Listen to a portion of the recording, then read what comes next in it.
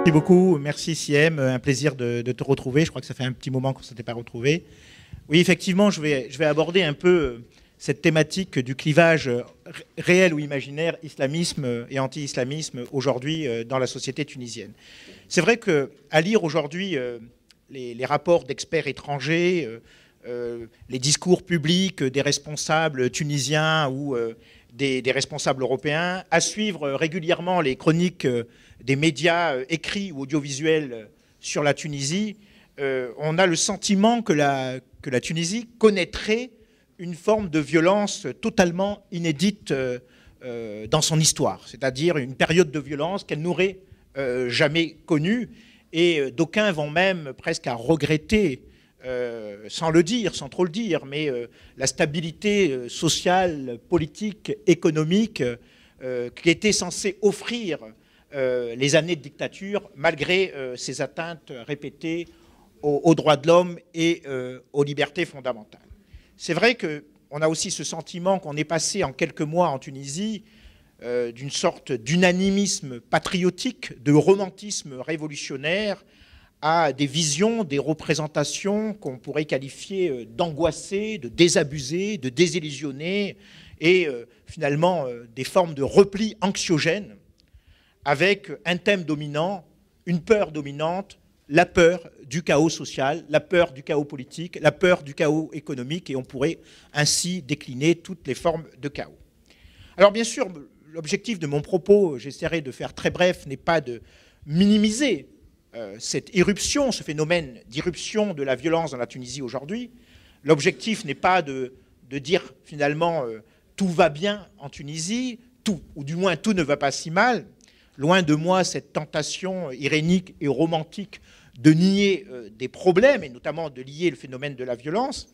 Mais je voudrais m'interroger, et j'ai très peu de temps, mais faire passer une idée essentielle, c'est qu'au-delà des violences réelles, qu'a pu d'ailleurs mettre en exergue tout à l'heure Siem, à partir de ces diapositives, il y a aussi un autre phénomène que les spécialistes qualifient de phénomène de prolifération de la violence. C'est-à-dire la violence, et tout à l'heure un spécialiste l'a également souligné, au-delà de la violence réelle, ce qu'on pourrait appeler une violence discursive, qui vient structurer tous les débats publics et qui, de manière permanente, produit des émotions et des passions. En ce sens, si je devais résumer de manière très réductrice mon propos, la peur de la violence crée elle-même de la violence. Et elle devient, de ce fait, un facteur de blocage politique et surtout de blocage du dialogue. Donc, au-delà de ce qu'on pourrait appeler la violence réelle ou les violences réelles de la société tunisienne, au-delà des auteurs de ces violences qui ont été analysées par les précédents intervenants de cette table ronde, il y a une autre catégorie d'acteurs qui, à mon avis, mériterait d'être analysée, d'être étudiée.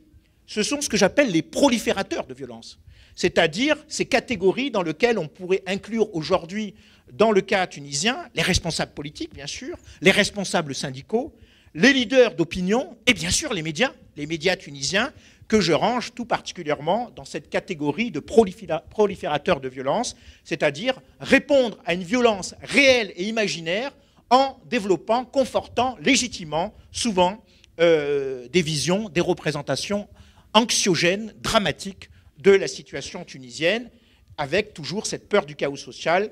Et je dirais, dans cette situation que connaît aujourd'hui profondément la Tunisie et que vivent les Tunisiens, ce sentiment d'être dans un cercle vicieux, la violence engendre la violence.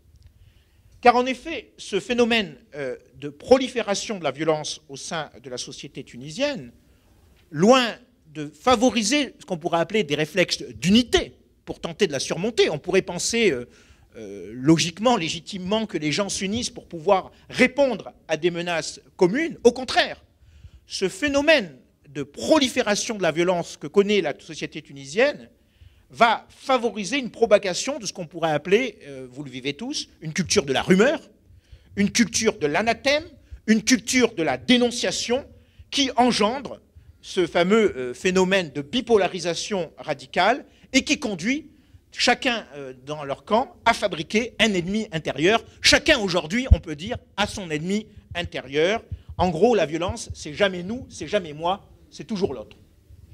Alors pour expliquer, pour tenter d'expliquer, si vous voulez, ce que j'appelle ce phénomène de prolifération de la violence, ce développement des lectures binaires et manichéennes des enjeux sociopolitiques en Tunisie, laïque versus islamiste, islamiste versus laïque, je crois que d'abord il faut pointer une très forte irresponsabilité, et moi j'ose le dire, des leaders d'opinion en Tunisie, des politiques, des leaders syndicaux, de certains, ce qu'on appelle les leaders d'opinion et des médias, et que d'une certaine manière, cette prolifération de la violence, au-delà des violences réelles qu'on ne peut nier, est due à une relative ou même une très grande irresponsabilité de ceux qui sont les vecteurs du discours public et qui, justement, participent à ancrer de plus en plus dans la société tunisienne une culture de l'anathème, une culture de la dénonciation, une culture de la stigmatisation et finalement d'user du thème du dialogue pour ne jamais dialoguer. On se met à la table du dialogue en espérant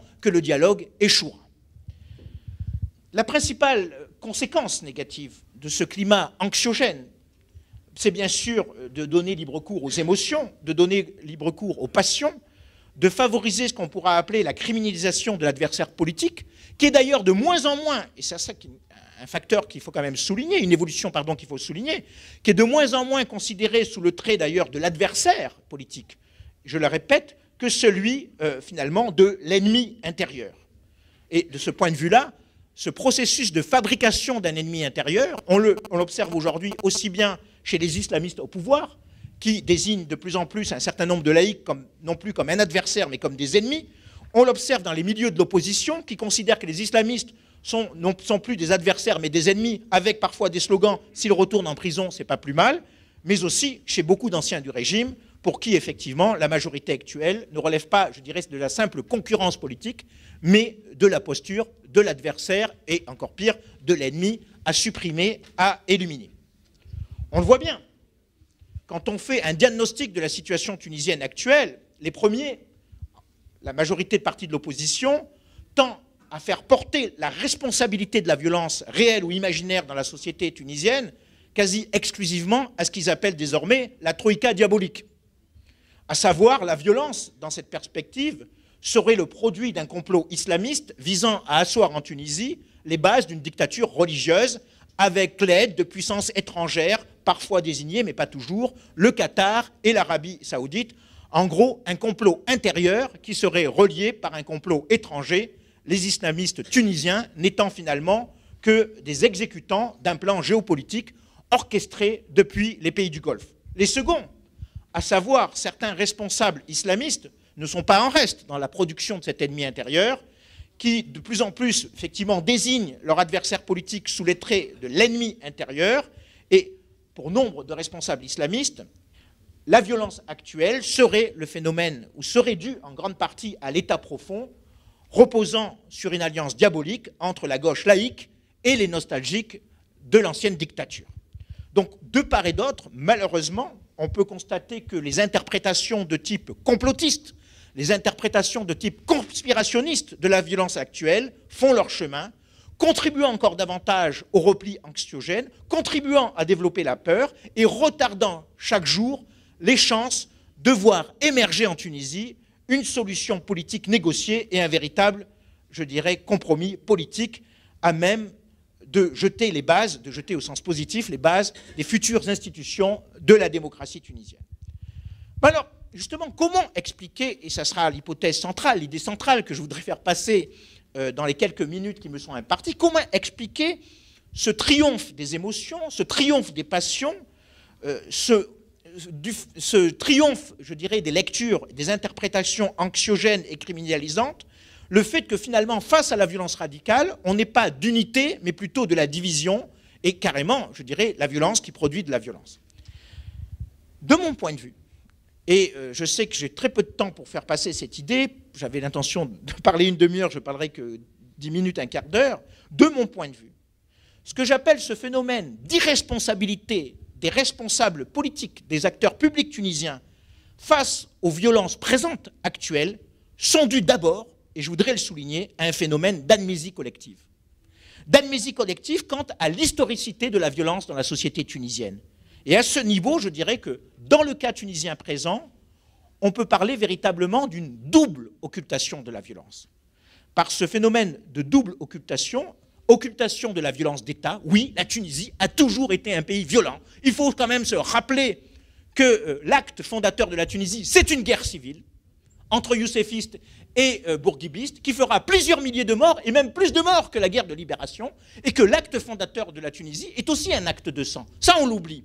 Et on oublie aussi, j'avais l'intention de le développer, que la Tunisie n'a cessé, depuis les répressions anti-youssefistes, les répressions antisyndicales, 78, 80, 84, 87, 88, et bien sûr toute la dictature de Ben Ali, la Tunisie n'a cessé de connaître des violences politiques qui se sont traduites non pas par des 1, 2 ou 3 morts, mais par des centaines de morts. J'avais l'occasion de vous passer en revue tous les événements contemporains, récents, violents en Tunisie. Ce n'étaient pas des dizaines de morts, c'était des centaines de morts, des milliers de morts, des arrestations, la mise en place d'institutions judiciaires spécifiques, d'exception, pour juger, soi-disant, les traites à la nation. Violence d'État, comme l'a rappelé très justement Siem tout à l'heure, mais aussi violence des protestataires, radicalité dans la façon de se mobiliser chez les anciens de la gauche, chez les islamistes et bien sûr aussi chez les destouriens. En ce sens, de mon point de vue, la difficulté que connaissent aujourd'hui les acteurs publics, les acteurs politiques, syndicaux et associatifs tunisiens à dépasser la violence présente, c'est parce que quelque part, ils font preuve d'une sorte de tyrannie de l'oubli quant aux violences du passé. Tyrannie de l'oubli, occultation de la violence d'État, mais aussi, faut-il le préciser, occultation de leur propre violence, dans leur propre histoire, dans leur propre trajectoire politique et syndicale. Des islamistes qui persistent à dire qu'ils n'ont jamais usé de la violence et qu'ils ont toujours été pacifistes, qui nient même l'imminence d'un coup d'État dont tous les historiens et les politologues sensés peuvent dire qu'il y avait des préparatifs. Mais bien sûr, des destouriens, quand on interroge, j'avais prévu de vous lire quelques déclarations d'un ancien grand responsable de l'opposition, pour ne pas dire le principal, lorsque je l'avais interrogé avec Michel Camot, quand on lui parlait de la torture, non pas des islamistes, mais des gauchistes, pour ne citer que Si Béjic Aïtsepsi, qui dit « je n'ai rien vu, je n'ai rien entendu, je ne savais pas ». Et bien sûr, occultation chez certains gauchistes qui aussi, ou certains membres de la gauche, qui nient qu'eux-mêmes, lorsqu'ils étaient étudiants ou même post-étudiants, recouraient aussi à des formes de violence pour s'affirmer politiquement dans l'espace public tunisien. Donc force est de constater qu'aujourd'hui, en Tunisie, il règne ce qu'on pourrait appeler une forme de dictature de l'oubli, de tyrannie de l'oubli, d'amnésie collective, et comme dirait le philosophe Paul Ricoeur, une sorte de consensus pour commander l'oubli. On oublie la violence d'État, on oublie la violence comme mode de régulation étatique, on oublie la violence comme construction des identités politiques tunisiennes, on oublie la violence comme mode de mobilisation politique récurrent qui a toujours existé pendant la guerre de libération, où le mouvement national, n'oublions pas que le mouvement national tunisien a développé une propre ambivalence à l'égard de la violence. Il s'est aussi construit dans une certaine forme de violence d'élite monopolistique, écrasant toute forme de concurrence, et je dirais allant même jusqu'à l'assassinat politique pour unifier le mouvement. Et on oublie, je le dis toujours, que l'indépendance tunisienne, fondamentalement, n'a rien envié quelque part à la guerre de libération en Algérie, qu'elle a connu aussi des épisodes extrêmement violents, puisque Bourguiba était quand même allé recourir jusqu'à l'appui de l'armée française pour écraser les maquis youssefistes. Donc quand je désigne aujourd'hui ce phénomène d'amnésie collective et donc de facteurs explicatifs aujourd'hui dans l'incapacité des acteurs publics à dépasser les violences au présent, même si ce n'est pas eux qui en sont l'auteur, je désigne finalement dans ce processus de double occultation 2 séries de phénomènes. Un révisionnisme historique global en Tunisie chez la plupart des acteurs publics, leaders d'opinion, hommes politiques, y compris intellectuels et journalistes, à évacuer donc une tendance à évacuer donc la violence dans la construction nationale et à ramener la violence aussi chez les voisins. Le violent, c'est l'Algérien, le violent, c'est le Libyen. Mais nous, les Tunisiens, on n'a pas connu de violence. Tout s'est bien passé. La dictature de Bourguiba, c'était une dictature éclairée. Celle de Ben Ali, c'était une douce dictature. Donc, de ce point de vue-là, ah bah oui, mais les Algériens à côté, ah oui. Mais faisons le bilan et regardons le nombre de morts qu'il y a eu dans l'histoire tunisienne dû à la répression d'État ou dû à l'affrontement entre les groupes. Donc, première tendance. Ensuite, deuxième tendance que l'on observe dans l'histoire tunisienne, et je me répète, mais c'est pour insister, c'est l'occultation de sa propre violence. quand on interroge, et dans les enquêtes que nous avons pu mener collectivement, dont certaines personnes sont ici, sur l'attitude ou le positionnement des leaders tunisiens à l'égard de leur propre violence, par exemple, à l'égard de leur propre violence, c'est effarant. Mais c'est totalement effarant. Lorsque vous interrogez les anciens responsables d'Estourien, ministres des Affaires étrangères, qui ont souvent été ministres de l'Intérieur, ils sont passés de l'un à l'autre souvent. D'ailleurs, vous voyez, on fait la diplomatie en prison et on la fait à l'extérieur. C'est une négation totale. Ah, mais je ne savais pas. On a même un ministre qui nous a dit « Ah oui, mais vous comprenez, le bagne de Bizerte, c'était un héritage français. » Oui, en 70, ouais, d'accord. Les prisonniers étaient torturés et mouraient dans l'humidité des prisons, mais c'était un héritage de la Légion française. Attends, entendu. Ah, en 70, c'est la Légion française qui torturait les gauchistes tunisiens dans les prisons. Bon, d'accord. Pareil chez les islamistes. C'est-à-dire que quand on demande aujourd'hui, quand on interroge un certain nombre d'acteurs tunisiens ayant appartenu à la mouvance islamiste légaliste, qui effectivement a toujours une trajectoire plutôt légaliste, c'est vrai, antiterroriste, mais malgré tout, une tendance là aussi à éliminer le fait qu'ils aient aussi connu des formes de tentation violentes. Et de ce point de vue-là, le fait qu'on nie même que le parti Ennahda ait pu être impliqué dans un projet de coup d'État, à la limite, oui, pourquoi ne pas le reconnaître? C'était assez légitime de vouloir sauver les leaders islamistes en novembre 87 en faisant un coup d'État. Mais pourquoi le nier? Et c'est bien dans ce phénomène d'occultation que j'insiste. Ce n'est pas sur un jugement de dire est-ce que c'était bien ou mal qu'il utilisait. Ou également, et ça, certains d'entre vous qui ont connu les groupes de gauche tunisienne peuvent le dire, la violence sur les campus universitaires était un mode ritualisé, banalisé, légalisé, et que de ce point de vue-là, les affrontements entre groupes étudiants, on n'allait pas embrasser les voisins, on n'allait pas leur distribuer des fleurs ou des jasmins, mais on est bien tapé dessus, et parfois en utilisant des modes de dénonciation et des modes de face-à-face qui étaient particulièrement frontaux. Donc deux phénomènes, occultation de la violence d'État, occultation de sa propre violence dans la construction de sa trajectoire politique, mais aussi une troisième tendance, donc c'est presque une triple occultation, c'est la tendance à vouloir toujours faire porter la violence en Tunisie à ce que j'appellerais une périphérie criminogène. La violence, c'est les populations de l'intérieur, supposées incultes politiquement. On oublie qu'elles ont fait la révolution entre-temps. La violence, c'est ce peuple lointain qu'il convient d'éduquer et de rééduquer. Et de ce point de vue-là, on le voit bien chez les islamistes au pouvoir, comme chez les composantes de gauche de l'opposition ou de la majorité actuelle, et comme chez les anciens destouriens, le partage de ce qu'on pourra appeler une posture éducationniste, d'un pédagogisme autoritaire, qui finalement arrive à dire la violence, oh mais non, c'est pas nous, les Tunisois, les Sahéliens, les élites, les gens bien éduqués, mais c'est ces barbares de l'intérieur, ces nous, ces 08, animés par un instinct tribal et grégaire, mais dont on oublie que s'ils n'avaient pas été là, il n'y aurait pas eu de révolution tunisienne. Mais le mythe est effacé, amnésie collective, les sauvages d'hier sont redevenus les sauvages d'aujourd'hui, en oubliant qu'entre-temps, c'est quand même eux qui ont donné leur sang et leur corps pour faire chuter la dictature de Ben Ali. Mais c'est pas grave, on a tout oublié. Et ça, c'est vrai chez beaucoup d'acteurs politiques, aussi bien dans ce qu'on pourrait appeler la troïka diabolique, comme dans l'opposition diabolique. De ce point de vue-là, la tentation de faire porter la responsabilité de la violence aux périphéries criminogènes est une tentation la mieux partagée par les élites politiques tunisiennes. Donc, pour résumer cette idée, avant d'aller vers des éléments de conclusion, je pense qu'effectivement, il y a un véritable impensé social et politique de la violence en Tunisie comme phénomène historique, comme phénomène présent, et que cette impensée globale des acteurs politiques tunisiens à l'égard de leur propre violence ou de la violence de la société tunisienne explique en grande partie, je dirais, cette incapacité à se prendre en charge et quelque part à développer des solutions qui puissent effectivement lutter contre les violences réelles.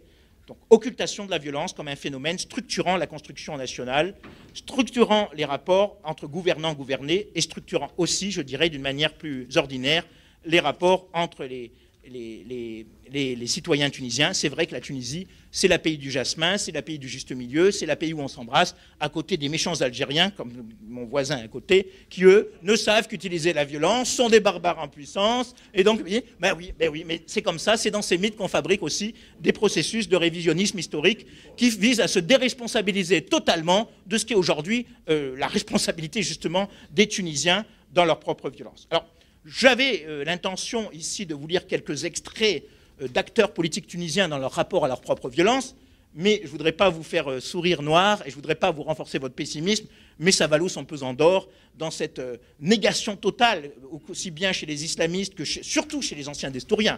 Alors là, chez les anciens destouriens, les ministres qui n'ont rien vu, les ministres qui n'ont rien entendu, les ministres qui étaient ministres de l'Intérieur, mais ils n'étaient pas dans la bonne direction. Ah oui, mais les prisons, c'était les Français qui les avaient gérées, donc il y avait l'humidité des caves des prisons de Bizerte et de sa région. C'était pas la faute de notre grand ami de l'opposition, mais c'était la faute des légionnaires français qui les avaient gérés. Bon, donc je dirais qu'on pourrait aller très loin, mais c'est vrai, je vous rassure, chez tout le monde, et je dirais que de ce point de vue-là, c'est pas que je veux ramener les islamistes, et les destouriens et l'opposition dans le même sac, mais pour dire que la négation, le révisionnisme historique est, je dirais malheureusement, la tendance la mieux partagée aujourd'hui en Tunisie. Alors, on aboutit ainsi à ce que j'appellerais la banalisation de l'anathème. Et aujourd'hui, j'arrive en Tunisie, malheureusement, dans une situation, je suis quand même optimiste, mais je veux dire par là que la banalisation de la culture de l'anathème, la violence finalement politique et sociétale qui est toujours renvoyée à l'autre, le refus soi-même, finalement,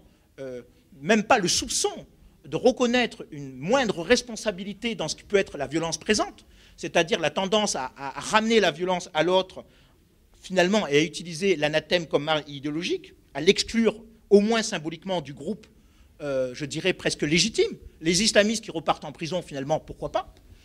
Ils ne sont pas fondateurs de la Tunisie, tout juste si on pense qu'ils ne sont pas tunisiens. Chez certains islamistes, j'ai pu assister aussi une tendance à délégitimer les figures politiques. La campagne scandaleuse dont a fait l'objet Kamel Gendoubi, dont on a même souligné qu'il était marié à une Française, qu'il a même souligné qu'il a toujours vécu en France, sauf qu'on avait oublié un petit détail. D'abord qu'il a soutenu les islamistes lorsqu'il était dans l'opposition, et on avait oublié un autre détail, c'est qu'il ne pouvait pas rentrer en Tunisie parce que l'État tunisien le privait de passeport. Donc de ce point de vue-là, on voit même que le camp islamiste a eu tendance à utiliser cette culture de l'anathème qui finalement aboutit à ce facteur de blocage, à ce facteur de non-dialogue, et puis dans l'attente du pire pour pouvoir espérer garder ou prendre le pouvoir. Retour d'un côté d'un discours anti-islamiste hérité de la propagande des années noires du bénalisme, il faut bien le dire. Quand je vois aujourd'hui un certain nombre d'opposants, non pas critiquer l'expérience islamiste qui est critiquable comme toute expérience politique, mais recourir à des discours sur l'ennemi intérieur et l'ennemi extérieur, sur l'idée que les islamistes voudraient installer en Tunisie un régime de type théologique, sur l'idée qu'ils auraient deux alliés, l'Arabie saoudite et le Qatar. Mais là, sans s'apercevoir que l'Arabie saoudite est en train de soutenir toutes les reprises en main autoritaires en Égypte et partout. Mais c'est pas grave. Là, on les met en alliés. Dans le fantasme actuel, finalement, l'Arabie saoudite et le Qatar sont exactement les mêmes, sauf qu'on oublie quand même que l'Arabie saoudite est quand même beaucoup plus derrière les généraux qui reprennent le pouvoir un peu partout dans le monde que le Qatar, qui est très critiquable, mais pas pour les mêmes raisons. Et puis du côté de certains camps, islamistes ou non d'ailleurs, le développement d'une forme d'anti-laïcisme primaire, de production d'amalgame par les islamistes et du retour à la bonne vieille thématique du Hezb el-Fransa. Les islamistes sont téléguidés de l'étranger, les laïcs, pardon, seraient téléguidés de l'étranger, ce ne sont pas des vrais Tunisiens, preuve, regardons leurs femmes, regardons leurs enfants. On oublie d'ailleurs que les islamistes, au passage, ont aussi beaucoup d'enfants binationaux et que ce n'est pas les seuls à être marqués et que si on devait analyser aujourd'hui la composition de l'élite politique, je pense que même chez les islamistes, on trouverait beaucoup de suspicions de mauvaise identité tunisienne, parce que, y compris d'ailleurs dans les plus hauts cercles de l'État, puisque le premier personnage de cet État, par amour, a choisi d'ailleurs lui aussi d'épouser une Française, mais c'est pas grave. Donc tout ça pour vous dire, mais comment finalement aujourd'hui amener à tourner cette page, non pas à tourner par l'oubli, mais en dépassant ce que j'appellerais cette culture de l'anathème, cette culture de la stigmatisation, cette culture qui aboutit au blocage politique, idéologique, au blocage finalement, parler du dialogue pour ne jamais dialoguer. D'abord, premièrement, et ce n'est pas des recettes que je propose, ce sont des pistes de réflexion. D'abord, la nécessité du passage d'une mémoire intime et privée à une mémoire publique.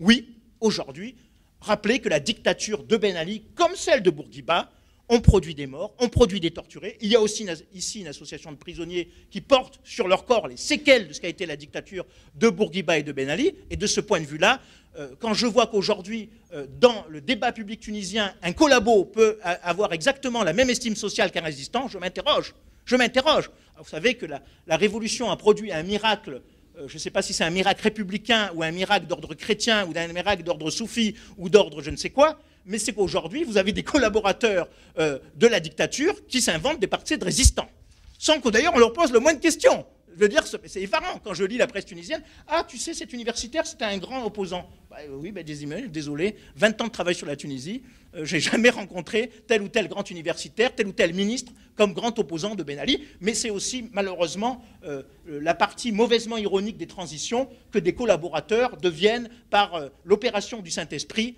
des résistants. Donc c'est aussi. Donc de ce point de vue-là, oui, il faut que ces mémoires intimes, ces mémoires meurtries, ces mémoires privées deviennent aussi des mémoires publiques, que l'on en parle, qu'on parle de ce qu'a été la violence de la dictature, qu'on parle de ce qu'a été aussi la violence des acteurs, y compris des acteurs oppositionnels sous cette dictature, même s'il faut avouer que dans les dernières années de Ben Ali, l'opposition n'était pas particulièrement violente dans toutes ses composantes. Il faut aussi qu'on parle effectivement de ce qu'a été le rôle de la violence dans la structuration de l'espace public tunisien et même dans la construction nationale. Deuxième élément, l'amnistie ne doit pas devenir non plus amnésie. De ce point de vue-là, je pense que pour construire une démocratie en Tunisie, la lutte contre l'impunité est une nécessité. Il faut punir les tortionnaires. Il ne s'agit pas de faire de la revanche, des comités d'épuration. Il ne s'agit pas de se venger de manière, je dirais, sauvage. Mais il s'agit bien de désigner des responsables.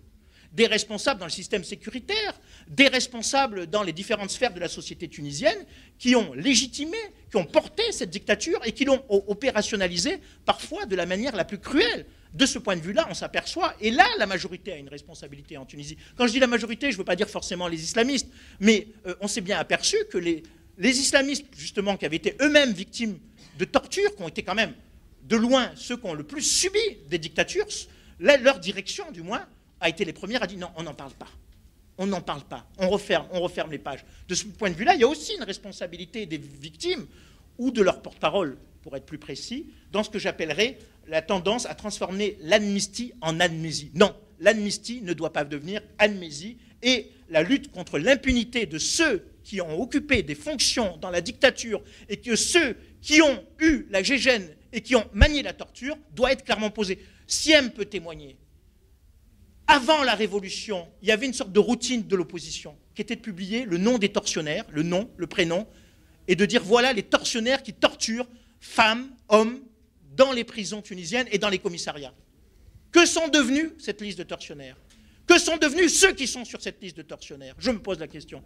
Ils étaient présents au moment de la dictature, ils disparaissent au moment de soi-disant la démocratie. Mais c'est une vraie interrogation que je me pose. C'est-à-dire comment le travail des organisations des droits de l'homme qui étaient arrivés jusqu'à publier le nom des tortionnaires, qui est quand même un travail d'enquête, bravo au CNLT d'ailleurs de ce point de vue-là, ce travail est totalement et aujourd'hui en partie effacé. Donc je pense que la réforme des appareils répressifs, la police, la justice, la réforme des médias, notamment qui ont une part de responsabilité, ne doit pas se faire au prix de l'oubli, ne doit pas se faire au prix de l'amnésie, mais bien que cette mémoire privée, que cette mémoire meurtrie puisse devenir mémoire publique. Louis Joannet, qui est un juriste spécialiste des transitions, disait d'une façon très juste, pour pouvoir tourner la page, encore faut-il qu'elle ait été lue. Encore faut-il qu'elle ait été lue. Et moi, je rajouterais, en le paraphrasant et en l'adaptant à la situation tunisienne, pour tourner la page de la violence présente, de la violence actuelle en Tunisie, encore faut-il écrire celle de la violence passée. Et je vous remercie.